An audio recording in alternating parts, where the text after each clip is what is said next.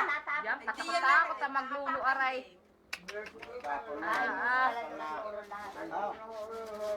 Ayaw nang ina ng balian nga iyan.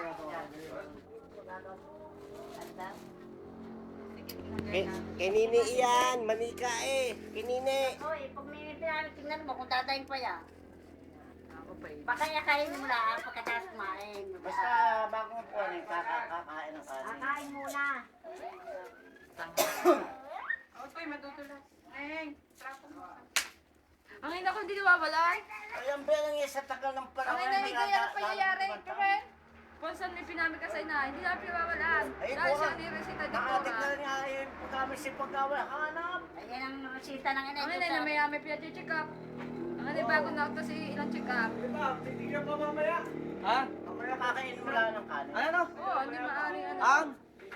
Sa Bising ina na niya nila? gamot ilang klase. Nung bibilay. Oo, pina-check up yun. Ay pupunta ka rin dyan. Wala Ilang kang baboy ang pagbibilay? Kaya sakit. Hindi, kaya gawa nung nabalian. Oo, ay isipan lang. Pinamit nga lang. Ay, lilitsunin ka? Sasakay. Magkano daw po ang lilitsurin? Kano mo? Magkano presyo? Kano